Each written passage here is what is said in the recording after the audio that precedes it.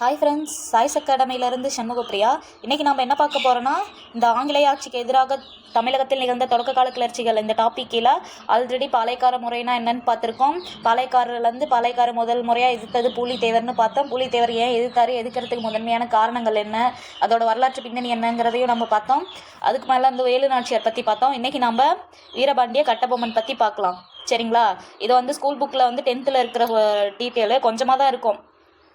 என்ன இருக்குன்னா, கட்டபொம்மன் என்னது பாஞ்சாலங்குறிச்சியிலேருந்து ஒரு பாளையக்காரரு 30 வயசில் அவர் பொறுப்பேற்றாரு இப்படிங்கிற மாதிரி ரொம்ப மேலோட்டமாக தான் இருக்கும். இதை நம்ம கொஞ்சம் டீட்டெயிலோட கொஞ்சம் இன்டெப்த்தாக பார்க்கலாம். சரிங்களா? ஓகேங்களா? இப்போ ஸ்கூல் புக்கில் 1790 99 இந்த 9 இயர்ஸ் தான் கொடுத்துருப்பாங்க. ஆக்சுவலி 9 இயர்ஸுங்கிறது அவரோட ஆட்சி பண்ண காலம் தானே தவிர அவர் வாழ்ந்த டைம் பீரியடு அந்த மாதிரிலாம் கிடையாது.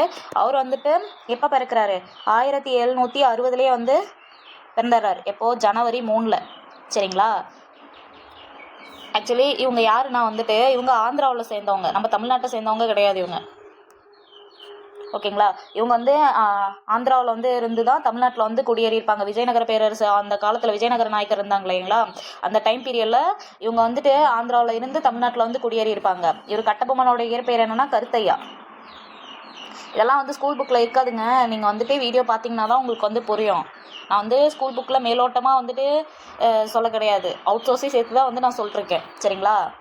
இப்போ இவர் எங்கே பிறக்கிறாரு? 1760 ஜனவரி 3 பிறகுறாரு. இவங்க அப்பா பேர் யாருன்னா ஜெகவீரபாண்டிய கட்டபொம்மன். சரிங்களா?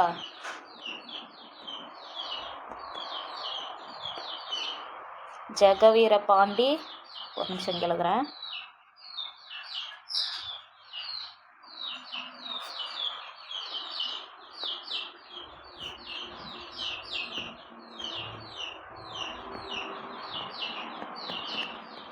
இந்த கட்டபொம்மங்கிற பேர் அவங்களோட ஒரு குடும்ப பேர் மாதிரி.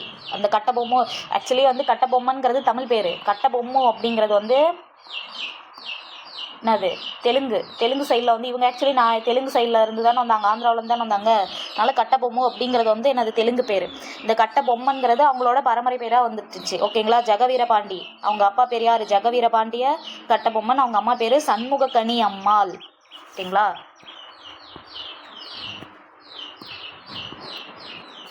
சண்முக கனி அம்மாள்.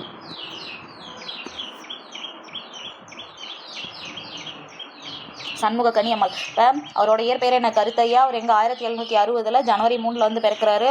அவங்க அப்பா பேர் ஜெகவீரபாண்டிய கட்டபொம்மன். அவங்க அம்மா பேர் சண்முகக்கனி அம்மாள். இந்த கட்டபொம்மங்கிறது அவரோட பரம்பரை குலப்பெயர்னு சொல்லுவாங்கள்ல, அந்த மாதிரி பரம்பரை பெயர். இவருக்கு 2 சகோதரர்கள் இருக்காங்க. ஒருத்தர் பேர் புக்கில் ஊமைத்துறை செவத்தையான்னு சொல்லியிருக்கோம். ஊமைத்துறை அப்படிங்கிறவர் என்னதுன்னா குமாரசாமி. அவரோட ஊமைத்துறை அப்படிங்கிறவரோட இயற்பெயர் என்ன? குமாரசாமி. அதே மாதிரி செவத்தையா இருக்கார் பார்த்தீங்களா, அவர் என்னது துரைசிங்கம். சரிங்களா? அதே மாதிரியே நல்ல வீரமானவர் தான். சிங்கம் படத்தில் வர துரைசிங்கம் மாதிரி செவத்தையாவும் ஒரு நல்ல வீரமான ஒரு பாளையக்காரர் தான். சரிங்களா? ஓகே, 1 by 1 பார்க்கலாம். இவங்க நான் தான் ஆல்ரெடி சொன்னால தமிழ்நாட்டில் குடியேறியிருந்தாங்க. தெலுங்கில் கெட்டி பொம்மு அப்படின்னு சொல்லுவாங்க. சாரி, கட்ட பொம்மு சொல்லிட்டேன்னா கெட்டி பொம்மு. சரிங்களா? கெட்டி பொம்மு தெலுங்கில் என்ன சொல்லுவாங்க? கெட்டி பொம்மு. தமிழில் கட்டபொம்மன்னு சொல்கிறாங்களா. இவர் எப்போ 30 வயசில் பொறுப்பேற்றுக்கிட்டான்னு சொல்கிறாங்களா, அந்த பொறுப்பேற்ற இதுதான் இங்கே இந்த 1790. அப்போ 1790 1980 அவர் ஆட்சி பண்ண பீரியட் டைம். சரிங்களா? 1790 பிப்ரவரி 2 ஆட்சி பொறுப்பேற்றுக்கிட்டார். கட்டபொம்மன் பாஞ்சாலங்குறிச்சி பாளையக்காரராக ஆட்சி பொறுப்பேற்றுக்கிட்டார். இவர் 47வது பாளையக்காரர். மொத்தம் 72 பாளையம் இருந்துச்சிங்க இல்லைங்களா, அதில் 47வது பாளையக்காரர் தான் இந்த யார்? இந்த கட்டபொம்மன். இவரோட பரம்பரையில், கட்டபொம்மனோட பரம்பரையில் 5வது ஆட்சியாளர் இவர். ஓகேங்களா? 5வது ஆட்சியாளர் 47வது பாளையக்காரர். ஓகேங்களா? இவர் எந்த மாதிரி ஒரு கேரக்டர்னா, கட்டபொம்மன் ஒரு சாதுவான ஒரு கேரக்டர் தான். சாதுவான கேரக்டர்னா ஒரு அமைதியை விரும்பக்கூடியவர் தான். இவருக்கு போரோ புரட்சியோ அதெல்லாம் கிடையாது. இயல்பாகவே இவர் நமக்கு எதுக்குப்பா அப்படிங்கிற மாதிரி போகிற டைப்பு தான். இவர் என்ன பண்ணார், கரெக்டாக ஆர்காட் நவாப்புக்கும் இந்த கம்பெனிக்கும் ஒரு ஒப்பந்தம் வந்துச்சு இல்லைங்களா, இந்த வரி வசூலிக்கிற உரிமை வந்து நீ எடுத்துக்கப்பா அப்படின்னு சொல்லிட்டு என்ன பண்ணாங்க, இந்த கம்பெனி வந்து இந்த ஆர்கன் நவாப் என்ன பண்ணாரு, வரி வசூலிக்கிற உரிமையை கம்பெனிக்கிட்ட கொடுத்துட்டாரு. கம்பெனிக்கிட்ட கொடுக்கவும் 3ல் 1 பங்காக இருந்த வரி 3ல் 1 பங்காக இருந்த வரி கம்பெனிக்கிட்ட போனதும் என்ன ஆயிடுச்சு, 6ல் 1 பங்காக ஆயிடுச்சு. அதாவது 6ல் 1 பங்கு நவாப்புக்கு, 3ல் 1 பங்கு ஆர்கன் நவாப்புக்கும், மீதி 1 பங்கு வந்துட்டு படையை பராமரிக்கிறதுக்கும், இன்னொரு பங்கு வந்து நாயக்கர்களும் வச்சுக்கலாம் அப்படிங்கிற மாதிரி இருந்தப்ப அந்த வரி இது என்ன ஆயிடுச்சு, வரி டாக்ஸேஷன் அதிகமாக போயிட்டு 6ல் 1 பங்கு தான் நவாப்புக்கு போச்சு. சரிங்களா? அப்படி இருக்கும் போது இவங்களுக்கு வந்து என்னது குறைவான இதுதான் வந்து கிடைச்சது. யார் இந்த பாளையக்காரங்களுக்கும் சரி அந்த நவாப்புக்கும் சரி குறைவான ஒரு அமௌண்ட்டு தான் வந்து கையில், அதாவது நெல் தானே அப்போ வந்து நெல்லோ தானியங்களோ அதுதானே வந்துட்டு கொடுத்துட்டு இருந்தாங்க. அப்போ குறைவான ஒரு உற்பத்தி தான் வந்து பாளையக்காரங்களுக்கும் சரி நவாப்பு குடும்பத்துக்கும் சரி போச்சு. ஆனால் நவாப்புக்கு பிரச்சனை கிடையாது. ஏன்னா இதுனா ஒன்று ஹெல்ப் பண்ணுறது யாருன்னா இந்த கம்பெனிக்காரங்க தானே அப்படின்ட்டு அவர் வந்துட்டு அது பெருசாக இது பண்ணல. ஆனால் பாளையக்காரங்களுக்கு அது பெரிய அடி வாங்குச்சு. அப்படிங்கிறப்ப கூட இவர் வந்து கட்டபொம்மன் கரெக்டாக தான் வரி கட்டிட்டு இருந்தார். இந்த கம்பெனி என்ன ஒரு பிரச்சனைனா, பஞ்சம் வந்தாலும் சரி என்ன பிரச்சனை வந்தாலும் சரி அவங்களுக்கு செலுத்த வேண்டிய வரி என்ன பண்ணணும், கரெக்டாக வந்து அவங்களுக்கு செலுத்திட்டு இருக்கணும். இதுதான் வந்து கம்பெனியோட ரூல்ஸ். எங்களுக்கு செலுத்த வேண்டிய வரி கரெக்டாக எந்த காலதாமதமும் இல்லாமல் கரெக்டாக வந்துடணும் அப்படின்ட்டு அந்த கம்பெனி வந்து ப்ரெஷர் போட ஆரம்பிச்சிட்டாங்க. ஆனால் இந்த சைடில் கட்டபொம்மனோட ஆட்சி பண்ண அந்த பாஞ்சாலங்குறிச்சியில் ஒரே வறட்சி, பஞ்சத்தினால அவரால் என்னது சரியாக வந்து வரி கட்ட முடியல. அதையும் வந்து ஆக்சுவலி எக்ஸ்பிளைன் பண்ணியிருப்பார் அவர், யார் இந்த கட்டபொம்மன் வந்து எக்ஸ்பிளைன் பண்ணியிருப்பார். ஆனால் அப்போ வந்து புதுசாக வந்து இந்த ஆட்சியாளர் இருக்கார் பார்த்தீங்களா, ஜாக்சன், அவர் வந்து ஏற்றுக்கல. அவர் வந்து மற்றவங்க கிட்ட சொல்லும் போதும் கூட அவர் என்ன பண்ணிட்டாருன்னா, இந்த ஜாக்சன் வந்து ஏற்றுக்கல. ஆனால் மற்ற ஒரு கம்பெனி அதிகாரிகளாக இருப்பாங்களே அவங்களாம் என்ன பண்ணாங்களே, இல்லைப்பா கட்டபொம்மன் வந்து ஒரு நல்ல டைப்பு, அவர் வந்து நல்லா தான் வரி கட்டிகிட்டு இருக்காரு, சொல்லப்போனால் அவர் வந்து அமைதியை தான் விரும்புவார், அமைதியை விரும்புகிற ஒரு மனம் கொண்டவர் தான் இந்த கட்டபொம்மன் அப்படின்னு சொல்லி யார் சொல்லியிருக்காங்கன்னா, இந்த ஜேம்ஸ் லண்டன். இந்த பேர்லாம் ரொம்ப முக்கியங்க, நான் அதனால தான் வந்துட்டு பொறுமையாக சொல்லிகிட்ருக்கேன். இந்த ஜேம்ஸ் லண்டன் இருக்கார் பார்த்தீங்களா,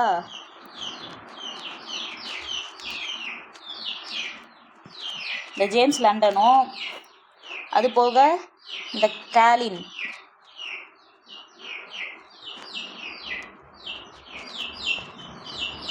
இவங்களாம் என்ன சொல்கிறாங்க, கட்டபொம்மன் வந்து அமைதியான ஒரு மனநிலை விரும்புகிறவர். இந்த ஆர்ன் சவுண்டாக கொஞ்சம் அட்ஜஸ்ட் பண்ணிக்கோங்கப்பா, இப்போல்லாம் ஸ்கூல் காலேஜ் போகிற டைமாக, அதனால தான் கொஞ்சம் சவுண்டாக இருக்குது. ஓகேங்களா? மணி 7:27 தான் நடந்து, அதனால கொஞ்சம் சவுண்டாக இருக்குது, கொஞ்சம் அட்ஜஸ்ட் பண்ணிக்கோங்க. ஓகேங்களா? இந்த ஜேம்ஸ் லண்டன் என்ன சொல்கிறாரு, கட்டபொம்மனை அமைதியை மன கொண்டவர், நம்ம வந்து அவர்கிட்டலாம் வந்து கரெக்டாக ஒரு வரி கட்டிடுவார் அப்படின்னு சொல்லிட்டு தான் வந்து ஆங்கிலேய கம்பெனி அதிகாரிகளே வந்துட்டு இருந்தாங்க. ஆனால் இந்த இடத்துல இங்கே என்ன ஆயிடுச்சுன்னா, இந்த பஞ்சத்தினால தான் வந்து இவர் பாஞ்சாலங்குறிச்சி பாளையக்காரராக பொறுப்பேற்ற கட்டபொம்மனால் வரி செலுத்த முடியல, நிலுவைத் தொகை வந்து எகிரிட்டே போயிட்டுருக்கு. அப்போ வந்து ஆட்சியாளராக வந்தவர் தான் இந்த ஜாக்சன். இந்த ஜாக்சன் துறை வந்து என்ன பண்ணுறாரு, ஆட்சியாளராக வந்தோடனே கட்டபொம்மன் அவர் வந்து எப்படின்னா கொஞ்சம் கரடு முரடான டைப்பு தாங்கிறத தாண்டி ரொம்ப தலைகணம் பிடிச்சவர். இந்த ஜாக்சன்கிறவர் பயங்கரமான ஒரு தலைகணம் பிடிச்சவர், யாரையும் மதிக்க தெரியாது அவருக்கு. அவர் என்ன பண்ணுறாரு, கம்பெனிக்கிட்ட வந்து சொல்கிறாரு, இங்கே பாருங்கள் இந்த இப்போ கட்டபொம்மன் ஒருத்தர் இருக்கான், அவன் வந்துட்டு என்னாச்சு 1798 மே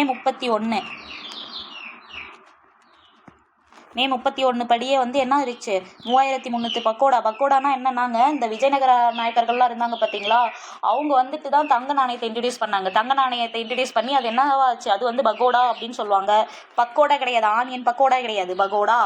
சரிங்களா? பகோடான்னு சொல்லுவாங்க, இல்லைன்னா வராகன் அப்படின்னு வந்து சொல்லுவாங்க. ஓகேங்களா? அது வந்து என்னது, ஒரு தங்க நாணயம். அப்படி பார்த்தா 1798 மே 31 அந்த டைம் பீரியடில் 3310 பக்கோடா வந்து பேலன்ஸ் இருக்குது. இவர் வந்து கட்டபொம்மன் இன்னும் வரி செலுத்தலை, நான் வந்து ஒரு படையை, ஜாக்சன் சொல்கிறாரு கம்பெனிக்கிட்ட, நான் வந்து ஒரு படையை அனுப்பி போயிட்டு வாங்கலான்னு சொல்லிட்டுருக்கேன் அப்படின்னு சொல்லி கம்பெனிக்கிட்ட வந்து ஜாக்சன் அனுமதி கேட்டு நிற்கிறாரு. அப்போ வந்து கம்பெனி என்ன சொன்னிச்சு, ஐயோ அப்பா சாமி இந்த டைம் பீரியடில் வேணாம், எப்போ 1790 காலகட்டத்தில் 90 to 98 காலகட்டத்தில் என்ன இருக்குது, இப்போ வந்து வேண்டாம், இப்போ நம்ம திருநெல்வேலி படை எல்லாமே திப்பு சுல்தானை எதுக்க போயிடுச்சு, இப்போ நீ வந்துட்டு படை இல்லாமல் நீ போய் கட்டபொம்மனை எதிர்த்து அந்த ஆள் வந்து கூட்டத்தை சேர்த்துட்டு மீதி வந்தானா நஷ்டம் நமக்கு தான். நீ வந்துட்டு உன் பிரச்சனையை ராமநாதபுரத்தில் அவரை வந்து கூப்பிடு, அங்கே தான் ஹெட் ஆஃபீஸ் இருக்குது, நீ அங்கே வந்துட்டு கூப்பிட்டு எதாக இருந்தாலும் பேசி தீர்த்துக்கப்பா அப்படின்னு சொல்லி இந்த கம்பெனி ஜாக்சன் கிட்ட சொல்கிறாங்க.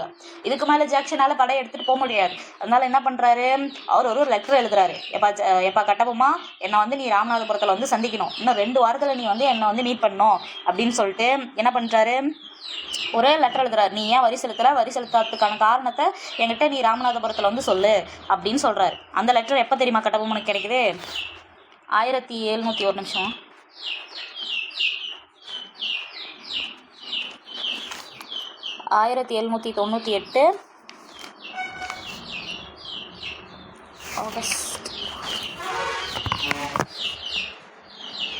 ஆகஸ்ட் 18 அந்த டேட்டு போட்ட ஒரு லெட்டர் வந்து கட்டபொம்மன் கையில் கிடைக்குது. அப்போ 2 வாரம் 14 நாள், ஓகேங்களா? அந்த டைமுக்குள்ளே நீ என்னை வந்து சந்திக்கணும் அப்படின்னு சொல்லி இந்த ஜாக்சன் கட்டபொம்மன் கிட்ட வந்து சொல்கிறாரு. சரின்னு சொல்லிட்டு லெட்டர் கிடைச்ச உடனேயே அவர் வந்துட்டு நம்ம போய் ஜாக்சனை பார்த்து நேரடியாக என்னெல்லாம் நடந்துச்சுங்கிறத சொல்லிட்டு வந்துடலாம் அப்படின்னு கட்டபொம்மன் வந்து புறப்படுறாரு. இவர் என்ன பண்ணார், இந்த மனுஷன் லெட்டரை போட்டுட்டு ஜாக்சனை லெட்டரை போட்டுட்டு வந்து சுற்றுலா பயணத்தை சென்று விட்டார். எப்போ இது அதே 1798 இவருக்கிட்ட லெட்டர் வந்து கொடுத்துட்டாரு. கட்டபொம்மன் கிட்ட லெட்டர் எழுதி கொடுத்துட்டாரு. கொடுத்துட்டு இவர் என்ன பண்ணிட்டாரு,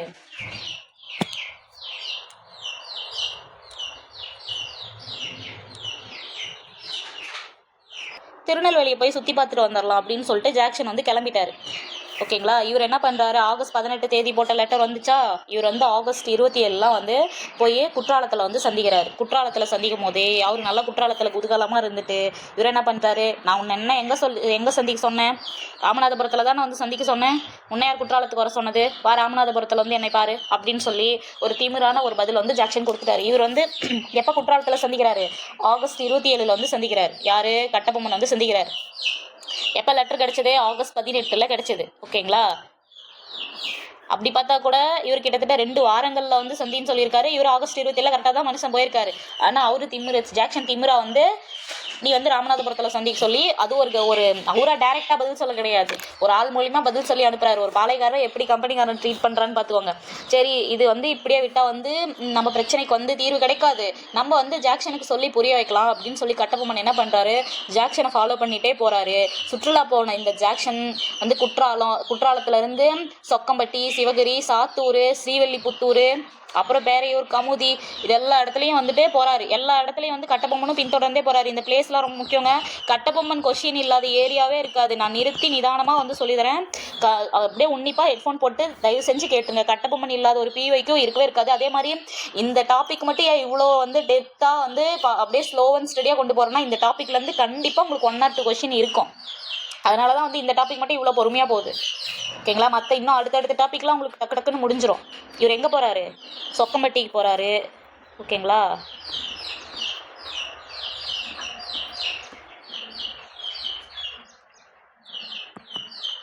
சொக்கம்பட்டி, ஒரு நிமிஷம்,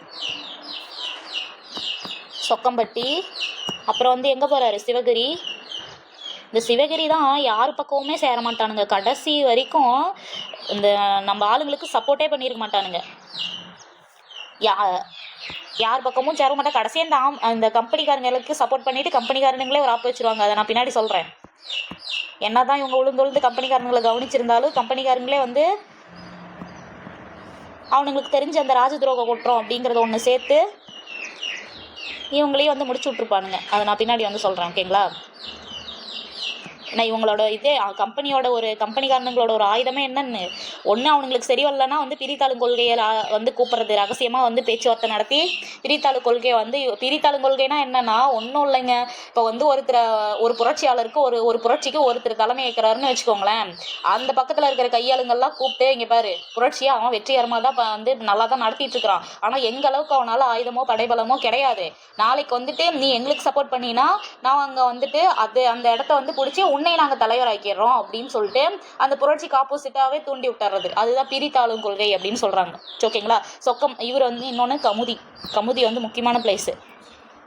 இந்த மாதிரி வந்து ஆங்கிலேயர்களுக்கு ஒத்து வரலன்னா அவங்க அந்த பக்கம் இருக்கிற வந்து ஒரு ஸ்பை மாதிரி அங்கே முக்கியமாக அதுவும் யார் நம்புகிறாங்களோ அந்த ஆளுங்களையே வந்து இவன் விலைக்கு வாங்கிறது, கம்பெனிக்கான விலைக்கு வாங்கிறது. புரட்சிக்கு தலைமை இருக்கிறவங்க யார் மேலே அதிகமாக நம்பிக்கை வச்சுருப்பாங்கல்ல அவங்களையே ரகசியமாக கூப்பிட்டு பேச்சுவார்த்தை நடத்தி நாங்கள் தான் எப்படி இருந்தாலும் ஜெயிப்போம், நீ எங்கள் பக்கம் சேர்ந்துருங்கிற மாதிரி பேச்சு மனசை மாற்றி விட்டுறது, பிரெயின் வாஷ் பண்ணி விட்டுறது. அதுக்கு பேர் தான் வந்து பிரித்தாளும் கொள்கை. ஓகேங்களா? ஸ்ரீவில்லிபுத்தூர், அதுக்கப்புறம் வந்து என்னது இன்னொரு ஊர் பேரையூர். இதெல்லாம் ஸ்டாண்டர்டான அவுட் சோர்ஸ் புக்கில் இருந்த ஒரு டீட்டெயில் தான். அவுட் சோர்ஸ் நினச்சி பயப்படாதீங்க. நான் ஏன் ஸ்கூல் புக் ஸ்லைட் மட்டும் வச்சு அவுட் சோர்ஸ் சொல்கிறேன்னா, இந்த ஸ்கூல் புக்கில் இருக்கிறது இவ்வளோ தான். இதோட வந்துட்டு நீங்கள் அவுட் சோர்ஸ் சேர்த்து படிச்சிங்கன்னா உங்களுக்கு பயம் போயிடும். அதனால தான். ஓகேங்களா? ஓகே, இப்போ டாபிக் உள்ளலாம். இவர் என்ன பண்ணுறாரு, திருநெல்வேலி சுற்றுப்பயணத்தில் இருக்கும் போது குற்றாலத்தில் போய் சந்திக்கிறாரு. குற்றாலத்தில் வந்து ஜாக்சனை பார்க்கணுன்னு கட்டபொம்மன் கேட்குறப்ப அவர் வந்துட்டு அவங்க ஆள் மூலியமாக பார்க்க முடியாது, ராமநாதபுரத்தில் வந்து சந்திக்க சொல்லுன்னு சொல்லிட்டு கோவமாக சொல்லியிருந்தாங்க. இவர் வந்து கட்டபொம்மன் வந்து பிரச்சனையை எப்படியாவது வந்து முடிக்கணும் அப்படின்னு சொல்லிட்டு என்ன பண்ணுறாரு, இவர் சொக்கம்பட்டி இது வந்து சொக்கம்பட்டி, அதுக்கப்புறம் வந்து என்னது சிவகிரி, அதுக்கப்புறம் சாத்தூர், ஸ்ரீவில்லிபுத்தூர், கமுதி, அதுக்கப்புறம் பேரையூர், இந்த ஊரில் எல்லாத்துலேயும் வந்து போயிட்டு இவர் ஜாக்சனுக்கு வந்து புரிய வைக்கிறதுக்கு ட்ரை பண்ணுறாரு. இந்த ஊரில் எல்லாத்தையும் அவர் வந்து பின்தொடர்ந்தே போகிறாரு. ஏன்னா ஜாக்சன் இந்த ஊர்லெல்லாம் அப்படியே சும்மா அப்படியே போயிட்டு இருக்கிறாரு, கட்டபொம்மனும் பின்தொடர்ந்து போயிட்டே இருக்கிறாரு. இது எவ்வளோ நாளைக்கு நீடிச்சுதுன்னா கிட்டத்தட்ட எவ்வளோனா 23 நாளில் 23 நாள் ஒரு மனுஷன் ஃபாலோ மட்டுமே பண்ணியிருக்காரு. எவ்வளோ? 400 மைல். ஓகேங்களா? 23 days 400 மைல் தூரம் வந்து என்ன பண்ணிட்டு இருக்காரு? வெறும் ஃபாலோ மட்டுமே வந்து பண்ணியிருக்காரு. ஆனால் கொஞ்சம் கூட இந்த ஜாக்சன் வந்து மதிக்கவே கிடையாது. கடைசியாக அவர் என்ன பண்ணுறாரு? ராமநாதபுரத்துலேயே போய் ராமநாதபுரத்துலேயும் போயிட்டு அங்கே ஒரு அரண்மனை இருக்கும். ஓகேங்களா? அங்கே அந்த அரண்மனையில் போய் சரி சொல்லுப்பா, என்ன பிரச்சனை உனக்கு, என்ன ஏன் வரி கட்டலை அப்படின்னு சொல்லி கேட்பாரு. எந்த அரண்மனைனா சேதுபதி அரண்மனை. ஓகேங்களா? இந்த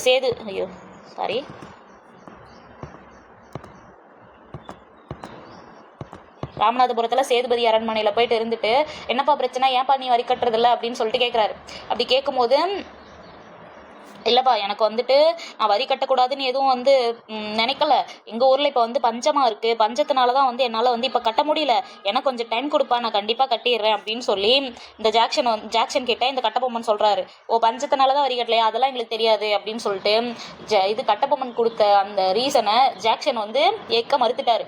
இது போக இவர் என்ன பண்ணிட்டாருன்னா, இந்த ஜாக்சன் முன்னாடி ஜாக்சன் உட்காந்துட்டு இருக்காரு, கட்டபொம்மன் நிற்கிறாரு. கட்டபொம்மன் மட்டும் இல்லை, இந்த சிவசுப்பிரமணிய பிள்ளை, அதாவது கட்டபொம்மனோட ஒரு அமைச்சர் இருப்பார், அவர் பேர் சிவசுப்பிரமணிய பிள்ளை. அவரு வந்து என்ன பண்றாரு? 3 மணி நேரம் நிக்கிறாரு. கிட்டத்தட்ட 3 மணி நேரம் மனுஷனை வந்து நிற்க வச்சே பேசுகிறாரு. யார்? இந்த அமைச்சர் சிவசுப்பிரமணிய பிள்ளையையும் இந்த கட்டபொம்மனையும் என்ன பண்ணுறாரு? ஸ்டாண்டிங்லேயே நிற்க வைக்கிறாரு. எவ்வளோ ஒரு அகம்பாவம் அவனுக்கு இருக்கும். அப்படி நிற்க வச்சும் கூட ஜாக்சன் வந்து கட்டபொம்மன் சொன்ன ரீசனை வந்து அக்செப்ட் பண்ணிக்கிறது மட்டும் இல்லாத, நீ வந்து இங்கே வரி கட்டுற வரைக்கும் நீ சேதுபதி அரண்மனையில் தான் நீ இருக்க அப்படின்னு சொல்லிட்டு ஒரு திமிரான ஒரு தோணிலே வந்து ஜாக்சன் சொல்ல, நான் எதுக்கு இங்கே இருக்கணும், நான் இத்தனை நாளாக கரெக்டாக தான் வரி கட்டிட்டு இருந்தேன், இப்போ என்னால் வந்துட்டு பஞ்சத்தில் இருக்கேன், அதனால என்னால் வரி கட்ட முடியல, நான் கட்டிடுவேன் அவ்வளோதான் அப்படின்னு சொல்லிட்டு அவர் புறப்படுற டைம் என்ன ஆயிடுச்சு, இந்த கம்பெனிக்காரங்க வீரர்கள்லாம் வந்து கட்டபொம்மனை அரெஸ்ட் பண்ற மாதிரி வராங்க. ஏன்னா அங்கங்க அந்த சேதுபதி அரண்மனை இருந்தாலும் சரி, பாஞ்சாலங்குறிச்சி கீழே, அதாவது ஆர்கனாவை போட்ட ஒப்பந்தத்தின் கீழே யாரெல்லாம் வராங்களோ அந்த இடத்தெல்லாம் கம்பெனியோட படைகளும் வந்து கொஞ்சம் கொஞ்சம் வந்து அங்கே வேலை செஞ்சுட்டு இருப்பாங்க. இப்போ நான் என்ன சொல்றது, மதுரை நாயக்கர்களோட படைக்கு பதிலாக இப்போ கம்பெனியோட ஒரு படையை தானே அவங்க பராமரிக்கிறதா இருக்கு. அதனால வந்துட்டு அந்த சேதுபதியில இருந்த அந்த ஆங்கிலேய படைகள்லாம் வந்து கட்டபொம்மனை அரெஸ்ட் பண்ற மாதிரி வரவும் இப்போ அண்ணன் போய் இவ்வளோ நேரம் ஆயிடுச்சு அப்படின்னு சொல்லிட்டு இந்த சேதுபதி அரண்மனையவே நோட்டம் போட்டுட்டு இருந்த இந்த சகோதரர்கள், கட்டபொம்மனோட சகோதரர்கள் ஊமைத்துறை, சரத்தையா, இவங்க இருக்காங்கல்ல, இவங்க வந்துட்டு இன்னும் காணோம் அப்படின்னு சொல்லிட்டு ஏதோ பிரச்சனை போல இருக்கு அப்படின்னு சொல்லி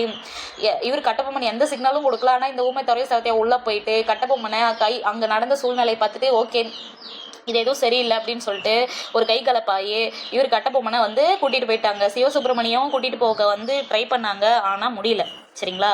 அதனால் என்ன பண்ணிட்டாங்கன்னா, இங்கே கூட்டிகிட்டு வரப்போ அந்த கோட்டையோட அந்த சேதுபதி அரண்மனை வாயிலில் இருப்பாங்கல்ல, அங்கே வந்து லெப்டினன்ட் கிளார்க் அப்படின்னு சொல்லிட்டு ஒருத்தர் வந்து இருப்பார். அவர்கிட்ட ஏற்பட்ட ஒரு மோதலில் இந்த கிளார்க் வந்து கொன்றுறாங்க. ஓகேங்களா? வேணும்லாம் கொல்ல, அங்கே நடந்த கை கலக்கப்பெல்லாம் அவர் வந்து கொல்ல வேண்டியதாக ஆயிடுச்சு. அப்படி ஒரு சுச்சுவேஷன். ஓகேங்களா?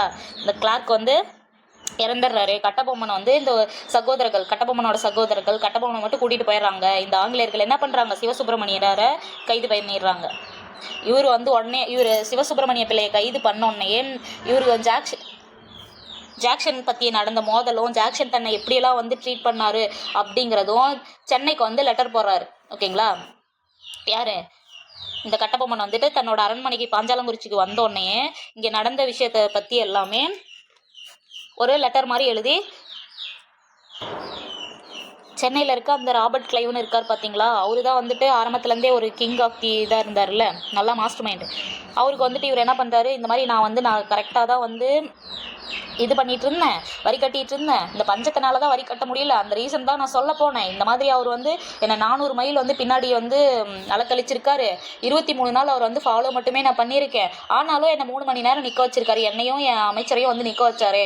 கடைசியாக வந்து ஒரு மரியாதை இல்லாத என்னை அங்கேயே வந்து தங்க சொன்னார். நான் தங்க முடியாதுன்னு சொன்னதுக்கு என்னை கைது பண்ண வந்துட்டாங்க. என் தம்பி ஊமைத்துறை வந்து என்னை காப்பாற்றுற ஒரு இதில் தான் ஈடுபட்டானே தவிர அவங்களுக்கு கொல்றது என்ன கொல்ல அப்படின்னு சொல்லிட்டு ஒரு விலாவரியாக ஒரு லெட்டர் வந்து எழுதுறாரு.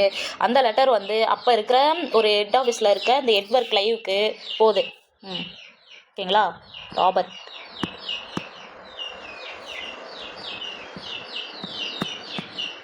யாருன்னா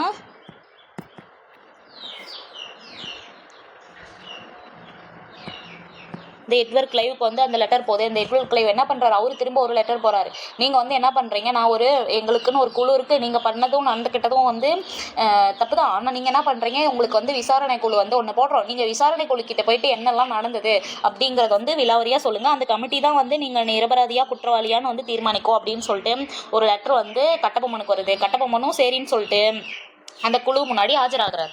அந்த குழு யாருன்னா இந்த வில்லியம் ப்ரௌலன், அதுக்கப்புறம் வில்லியம் ஓரம், சான் காசா மேஜர்.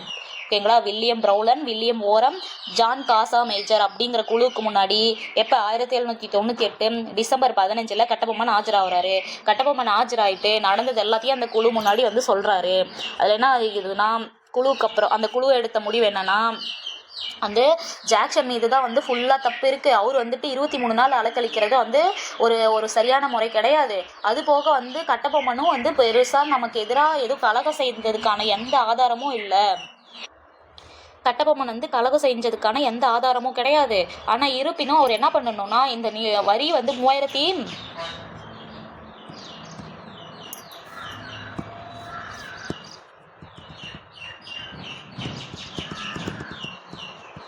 3310 பக்கோடா சொல்லியிருந்தேன் இல்லைங்களா, இந்த 3300 பக்கோடாவும் வந்து அவர் வந்து வரி செலுத்தி ஆகணும்.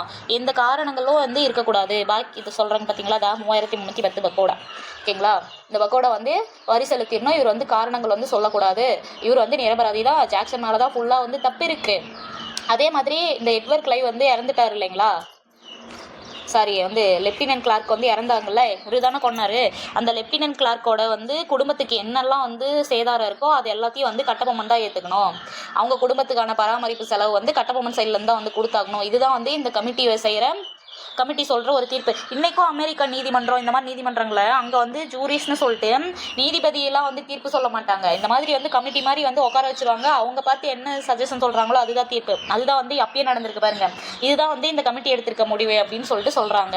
அதன்படியே வந்து கீழ்படிஞ்சு இவர் என்ன பண்ணுறாரு, இந்த தன்னால் அப்போதைக்கு இருந்த இந்த 1050 பக்கோடா மட்டும் பேலன்ஸ் வச்சு மீதி இருக்க 3310 1050 பக்கோடா மட்டும் பேலன்ஸ் வச்சுட்டு எல்லா வரியும் வந்து செலுத்திடுறாரு. சரிங்களா, செலுத்திட்டு அது போக வந்து அந்த கமிட்டி வந்து சொல்லுது, சிவசுப்பிரமணிய பிள்ளையை நீங்கள் விடுதலை செஞ்சிடலாம் அப்படின்னு சொல்லிட்டு சொல்லவும், அவர் அமைச்சரான சிவசுப்பிரமணிய பிள்ளையை வந்து விடுதலை பண்ணிடுறாங்க. விடுதலை பண்ணிவிட்டு இவங்க எல்லாரும் வந்து பாஞ்சாலங்குறிச்சி கோட்டைக்கு போனாலும் இந்த ஜாக்சனை வந்துட்டு இந்த முடிவு என்னவோ வந்து கட்டபொம்மனுக்கு ஆதரவாக தான் இருக்குது. என்னது, அமைச்சரை விடுதலை பண்ணிட்டாங்க. இன்னொன்று வந்துட்டு அந்த ஜாக்சனை வந்து என்ன பண்ணிட்டாங்க, சஸ்பெண்ட் பண்ணி தூக்கிட்டாங்க. கலெக்டர் பதவியிலேருந்து தூக்கி புதிய கலெக்டரான எஸ்ஆர் லூசிங்டன் அப்படின்னு சொல்லிட்டு ஒருத்தனை போட்டாங்க. எல்லா முடிவும் கட்டபொம்மனுக்கு சாதகமாக இருந்தாலும் அந்த அவமானத்தை வந்து கட்டபொம்மனால் ஏற்றுக்கவே முடியல. நம்ம வந்து இவ்வளோ நாள் கம்பெனிக்கு விசுவாசமாக தானே இருந்தோம், ஆனால் நம்மளே இவ்வளோ ட்ரீட் பண்ணிட்டாங்கல்ல, இதுக்கு மேலே கம்பெனி வந்து நம்ப முடியாது. அப்படியே கம்பெனி நல்லதாக இருந்தால் கூட கம்பெனியோட வீரர்கள் அவங்க சைட்லேருந்து வர ஆளுங்க எந்த மாதிரி வேணாலும் இருப்பாங்க. இது இப்படியே இருந்தால் ஆகாது. நம்ம வந்து இவங்களோட ஆதிக்கத்திலேருந்து மேலே வந்துடணும், நம்ம வந்து இவங்களோட ஆதிக்கத்திலேருந்து மேலே வந்தே ஆகணும் அப்படின்னு சொல்லி இந்த கட்டபொம்மன் வந்து நினைக்கிறாரு. அப்போ இருக்கும் போது தான் இந்த மருது பாண்டியர்கள் ஒரு கூட்டமைப்பு வந்து நடத்துகிறதா வந்து கட்டபொம்மனுக்கு நியூஸ் போகுது. ஓகேங்களா, எந்த மாதிரியான கூட்டமைப்புனா, சிவகங்கையிலேருந்து மருது பாண்டியர்கள். ஓகேங்களா, சிவகங்கை மருது பாண்டியர்கள்,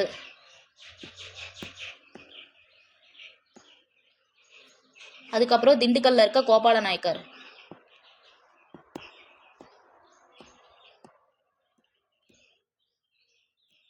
ஓகேங்களா, திண்டுக்கல்ல இருக்க கோபால நாயக்கர், அதுக்கப்புறம் ஆனைமலையோட யதுல் நாயக்கர். ஓகேங்களா,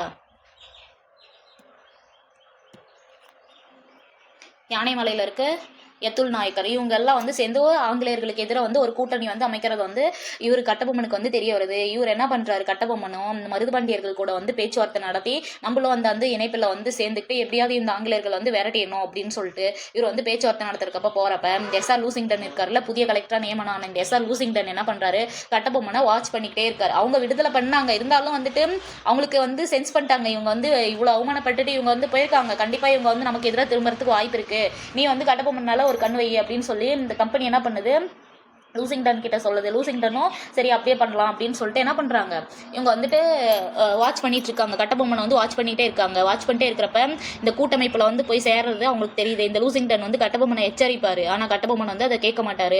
எப்படியோ ரகசிய பேச்சுவார்த்தையாக வந்துட்டு இந்த மருதுபாண்டியர்கள் கூட வச்சுக்கிறாரு. மருதுபாண்டியர்கள் வச்சுட்டு இவங்க பேச்சுவார்த்தை நடத்தினதுக்கு அப்புறம் வந்து நம்ம வந்து ஆங்கிலேயர்களை கண்டிப்பாக எதிர்த்தாகணும், அவங்கள வந்து விரட்டியே ஆகணுங்கிற ஒரு ஒரு முடிவு வந்து இங்கே இந்த இடத்துல தான் அவர் எடுக்கிறாரு.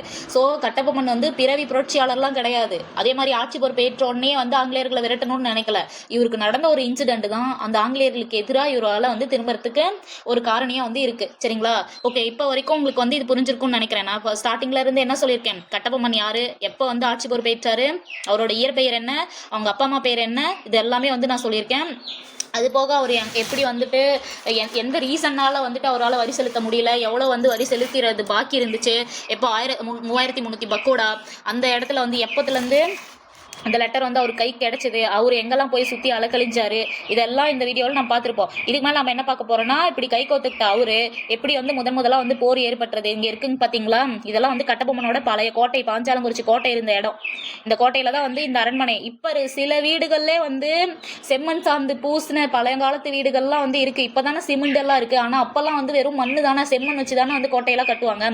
அந்த செம்மண் சார்ந்து வச்சு பூசப்பட்ட ஒரு கோட்டை தான் இந்த பாஞ்சாலங்குறிச்சியோட பழைய கோட்டை. அந்த கோட்டையோட இடிபாடுகள் பாருங்க, ஒரு கல்லால வந்து கட்டினதுனாலதான் அது வந்து இப்படி இடிஞ்சு போயிருக்கு. அந்த தளத்தை இன்னமும் வந்து பாதுகாத்துட்டு இருக்காங்க. இந்த மாதிரி அந்த கோட்டை இடிக்கிறதுக்கு காரணம் என்ன, இவர் எந்த மாதிரி போர் யுத்திகளை வந்து கையாண்டாரு, இது எல்லாத்தையும் வந்து அடுத்த பாட்டில் நம்ம பார்க்கலாம். சரிங்களா? இந்த கட்டபொம்மன்கிறது ரொம்ப இம்பார்ட்டன்டான ஒரு டாபிக்ங்க. தயவு செஞ்சு எல்லாரும் நல்லா வந்து லிசன் பண்ணிட்டு படிங்க. ஓகேங்களா? Thank you to all.